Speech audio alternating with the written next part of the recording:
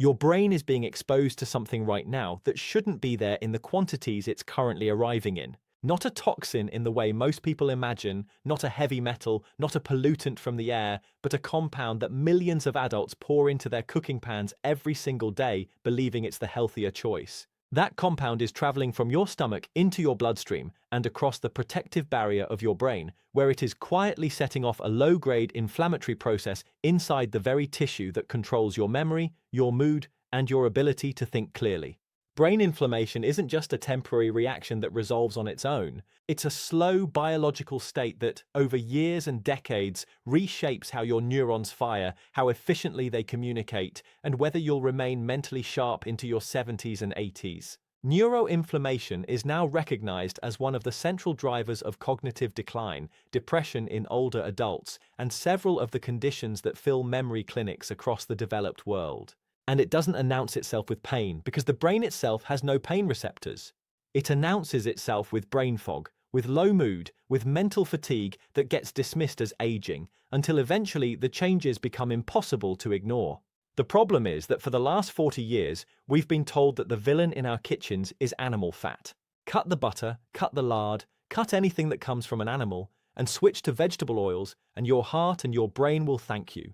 Except that hasn't worked. Rates of cognitive decline, depression, and chronic inflammation have continued to rise despite decades of compliance with that advice. What researchers are now confirming through nutritional studies, through long-term outcome data, and through what we are seeing in clinical practice is that one specific cooking oil, heavily marketed for decades as the heart-healthy choice, is now strongly linked to inflammation inside the brain. And the mechanism by which it causes harm has almost nothing to do with cholesterol the way we were taught to think about it. Hi, I'm Dr. Alex. I'm an emergency medicine doctor, and after nearly 10 years working in A&E, I've seen what happens when preventable disease isn't prevented. I've seen adults in their 60s and 70s arrive in the department with cognitive changes, mood disorders, and signs of chronic inflammation, none of which had been picked up earlier because the dietary culprit was sitting in plain sight in their kitchen cupboard. And my goal now is to help people avoid that outcome and live longer, healthier lives. So if you're watching this video, you're probably worried about your brain, your memory, your mood, or simply about aging in the healthiest way possible. And I just want to take a few seconds here to make you a promise. I promise to keep creating the most helpful videos I possibly can, grounded in science and the latest research, to help you protect your brain and avoid the diseases I see in the emergency department every single day. And all I ask in return is that you give this channel a chance and hit the subscribe button. If you get to the end of this video and you didn't think it was worth your time, or you haven't learned something new, then feel free to unsubscribe. No hard feelings. But if you give me your time and your attention, I'll give you everything I've learned from over a decade in medicine. So please help me out. Hit the subscribe button to help this channel reach more people like you. And let's continue with the video. Now, before we name the cooking oil in question, we need to understand what inflammation actually means inside the brain, because the conventional story about cholesterol and saturated fat has nothing useful to say here. And once you see the full picture, the real culprit becomes obvious. Inflammation is not a single thing. It's a coordinated biological response that involves several different layers of activity. There are 3 layers worth understanding in the context of the brain. The first is the cellular layer, where specialized immune cells called microglia patrol your brain tissue looking for damage or invaders. Microglia are essentially the brain's resident security guards. The second is the chemical layer, where signaling molecules called cytokines are released to coordinate the inflammatory response. The third is the structural layer, where the blood-brain barrier itself becomes more permeable, allowing compounds from the bloodstream to cross into the brain that normally would have been kept out. When all 3 layers are working properly, inflammation is a short, controlled, useful process. The microglia clean up debris. The cytokines call for reinforcement when needed.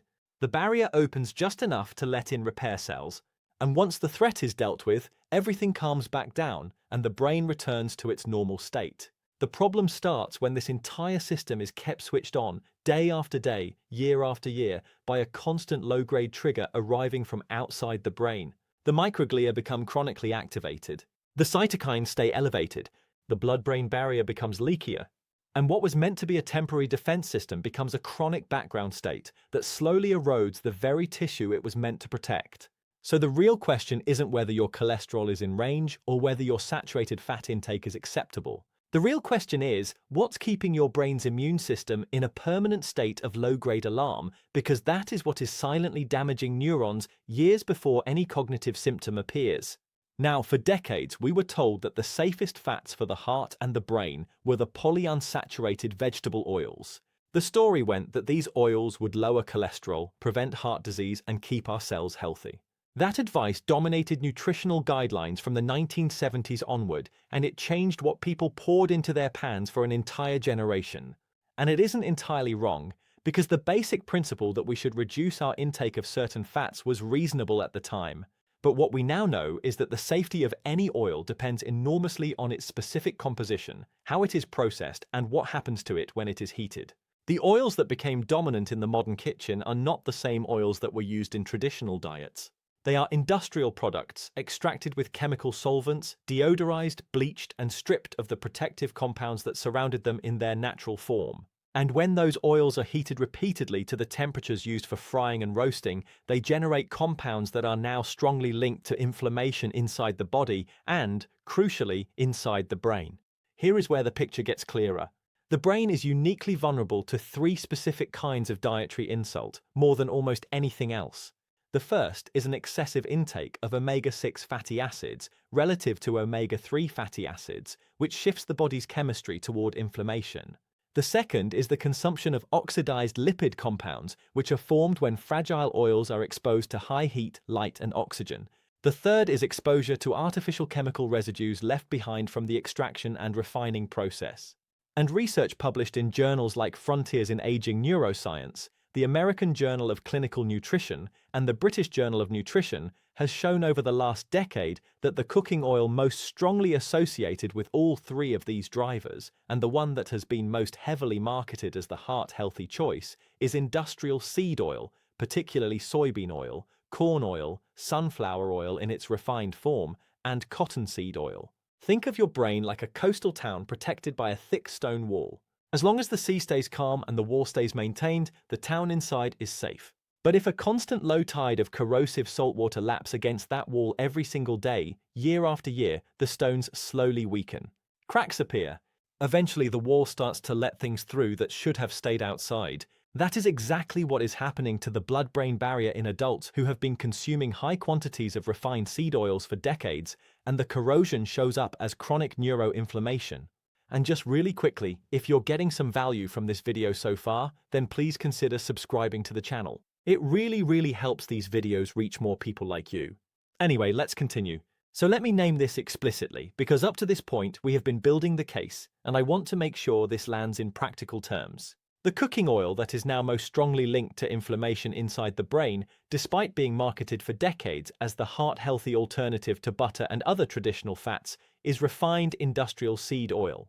This category includes soybean oil, corn oil, refined sunflower oil, cottonseed oil, safflower oil, and the generic blends sold simply as vegetable oil in supermarkets across the developed world. That is the mechanism that is driving low-grade brain inflammation in a huge number of adults who would otherwise be considered healthy and proactive about their diet. And I want to be very clear about what I mean, because this is not about every plant-derived fat being dangerous. Cold-pressed olive oil, avocado oil, and traditional unprocessed fats used in moderation are completely different products. What this is about is the heavily processed, industrially extracted, chemically refined seed oils that have come to dominate cooking, baking, restaurant food, and almost every processed product on the supermarket shelf.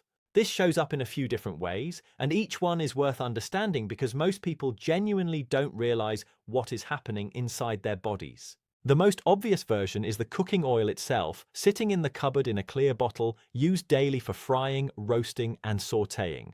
Heating these oils repeatedly to high temperatures generates oxidized lipid compounds, including aldehydes, which have been shown in laboratory studies to cross the blood-brain barrier and contribute to neuroinflammation.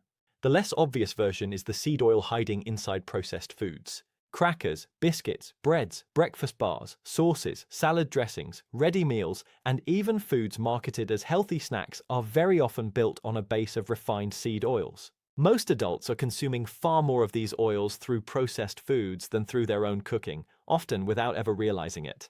Then there is the category of restaurant and takeaway food, where almost everything fried, roasted, or sautéed is cooked in industrial seed oil reused many times over the course of a day, which dramatically increases the concentration of oxidized compounds in the final dish. And finally, there is the most dangerous category of all, which is the cumulative daily exposure over decades. A single meal cooked in seed oil is not going to harm anyone. But 3 meals a day, every day, for 40 years, sitting on top of additional seed oil from processed foods, builds up a level of background chemical exposure that the human brain was simply never designed to handle. And I want to say this clearly because it matters. If your brain has been quietly inflamed for years because of decades of cooking with these oils, this is not your fault. It does not get worse because you were careless or lazy, or because you failed to research your food properly. It gets worse when public health guidelines spent 40 years telling people that animal fats were the enemy and seed oils were the safe choice, when the food industry built an entire infrastructure around extracting and selling these oils as cheaply as possible, and when the typical supermarket shelf made it almost impossible to find a processed product that did not contain them. You did exactly what you were told would protect you. The system that handed you that advice failed to mention what would happen to your brain after 30 or 40 years of compliance. And the consequence of that failure is a generation of adults whose neurons are being slowly worn down by a chronic, low-grade inflammatory state that their daytime symptoms barely hint at. The combination of high omega-6 intake, oxidized lipid exposure, and chemical residue accumulation creates exactly the environment in which microglia become permanently activated, cytokines stay elevated, and the blood-brain barrier becomes increasingly leaky. The damage is not dramatic. It is the slow, decade-long erosion of cognitive resilience. So what's the solution? Well, I want to frame this very carefully because I am not advocating for extreme dieting. I am not suggesting that anyone needs to eliminate every drop of vegetable oil from their life, and I am certainly not suggesting that any single change will guarantee protection. What I am saying is that if you want to protect your brain from this kind of slow inflammatory damage, then you need to take a careful, measured look at the oils you are cooking with, and, even more importantly, at the oils hiding inside the processed foods you are buying. And that requires a small set of practical changes that genuinely shift the inflammatory load over time. The first change is the most important one, and that is replacing your everyday cooking fat with a more stable, less industrially processed option. Cold-pressed extra virgin olive oil is one of the best-studied choices in the world, with research published in the American Journal of Clinical Nutrition consistently showing reductions in inflammatory markers in adults who use it as their primary fat. Avocado oil, ghee, butter from grass-fed sources, and traditional animal fats used in moderation are all far more stable when heated than refined seed oils. In practical terms, what that means is that swapping the bottle of generic vegetable oil for one of these stable options is one of the highest impact dietary changes you can make for your long-term brain health. The second change is reducing the seed oils hiding inside processed foods. This is harder than swapping your cooking oil because seed oils are present in almost everything that comes in a packet, but it does not require perfection. Even reading the ingredient label on the 10 or 15 products you eat most often, and choosing alternatives for the ones with refined seed oil near the top of the list has a meaningful effect over time. Remember what I said about the cumulative daily exposure. Cutting that exposure even partially gives the inflammatory system room to calm down. The third change is bringing in more omega-3 rich foods to rebalance the ratio. Oily fish such as salmon, sardines, and mackerel, along with walnuts, flax seeds, and high-quality eggs, all provide omega-3 fatty acids that directly counteract the inflammatory tendencies of excess omega-6 intake. Research published in Frontiers in Aging Neuroscience has shown that adults with higher omega-3 intake have lower markers of neuroinflammation and better preservation of brain volume into later life. This is not about taking a single supplement. It is about shifting the underlying ratio of fats that your body is working with every day. The fourth change is paying attention to how you cook, not just what you cook with. Even good oils can become problematic when used incorrectly. Avoid reusing oil multiple times, avoid cooking at very high smoke point temperatures when you can, and prefer gentler methods such as steaming, slow roasting, and stewing for foods that do not need aggressive frying. These small adjustments significantly reduce the formation of oxidized compounds regardless of which fat you have chosen. The fifth change is supporting the basic environment your brain needs to handle inflammation, which includes hydration, regular movement, good sleep, and adequate protein intake. The brain's ability to clear inflammatory waste depends heavily on sleep quality, and the integrity of the blood-brain barrier depends on overall vascular health. In practical terms, the oils you eat are only one piece of the puzzle. The way you support your body around them determines how well your brain handles the load. And I want to be very clear that I am not suggesting anyone stop taking any prescribed medication, including any medication for mood, memory, cholesterol, or inflammation, without talking to their doctor. It is not safe, and it is not something I would ever recommend. But what I am saying is that medication and lifestyle are not mutually exclusive. They work better together. And if you have been struggling with brain fog, low mood, or memory changes despite doing everything else right, then it is worth asking your doctor whether your overall dietary fat composition might be quietly contributing to a chronic inflammatory state that no medication can fully overcome on its own.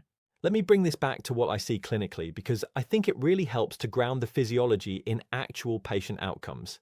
I have had patients come into the emergency department and the wider hospital system with cognitive complaints, persistent low mood, unexplained fatigue, and elevated inflammatory markers, who on paper appear to be doing everything right. They exercise, they watch their weight, they follow what they believe to be a heart-healthy diet. When we sit down and go through their actual eating habits, what we often find is decades of cooking with industrial seed oil, daily consumption of processed foods built on the same oils, and a near-total absence of omega-3 rich foods in their diet. They are not eating badly in the conventional sense. They are eating exactly the way they were told to eat. And underneath that pattern, their inflammatory markers, when measured, are quietly elevated, their cognitive function is slipping in subtle ways, and their mood has been drifting downward for years. The most striking pattern is how often these patients are otherwise meticulous about their health. They take their medications faithfully, they attend every checkup, they walk every day. They are exactly the kind of person who would be horrified to learn that the bottle of vegetable oil they have been pouring into the pan for 40 years has been quietly inflaming the tissue of one of their most important organs. The harm is happening precisely because they trusted the dietary advice they were given, not in spite of it. What is remarkable is how quickly things can shift when patients change the underlying fat composition of their diet. Inflammatory markers begin to come down within weeks. Brain fog often lifts within a couple of months. Energy returns, mood stabilizes, sleep frequently improves. Patients often tell me their thinking feels clearer than it has in years, which is something they had simply attributed to aging but which turned out to be related to chronic inflammation the entire time. That is not a placebo effect. That is the inflammatory load on the brain finally easing because the daily chemical insult has been reduced. The brain is remarkably forgiving when you stop putting it under quiet attack every day, and many of the symptoms adults assume are an inevitable part of getting older turn out to be reversible once the underlying inflammatory trigger is removed. So where does this leave us? Brain inflammation isn't just an abstract laboratory concept. It is a direct measure of how the brain is aging, how well its immune system is regulated, and how resilient it will be to the stresses of later life. What is less well appreciated is that the mechanisms driving neuroinflammation, the microglial activation, the cytokine elevation, the blood-brain barrier disruption, the omega-6 excess, are the same mechanisms driving cardiovascular disease, type 2 diabetes, certain forms of depression, and the slow decline that leads many adults toward dementia. These are not separate conditions that happen to occur together by coincidence. They are different expressions of the same underlying inflammatory environment. When you address the root cause, you are not just protecting your brain, you are reducing your risk of essentially every major chronic disease that shortens lifespan and degrades quality of life as you age. That's the real prize here. So let me bring this full circle. Your brain doesn't lose sharpness because you are lazy or because you failed to do enough crossword puzzles. It loses sharpness when the same low-grade inflammatory insult arrives in your bloodstream every single day, year after year, from oils you were told to trust. The solution is not to fear cooking or to overhaul your kitchen overnight. It is to make a small number of careful, lasting changes. Switch your everyday cooking fat to a more stable option. Read the labels on the foods you buy most often. Bring more omega-3 rich foods into your week. Cook gently when you can. And support your brain with the basics it needs to clear inflammation properly. Change what you pour into the pan, and over time you change the inflammatory environment your brain has to work in. And so after all of that, if you found this video useful, then please subscribe to the channel and let's help as many people as possible.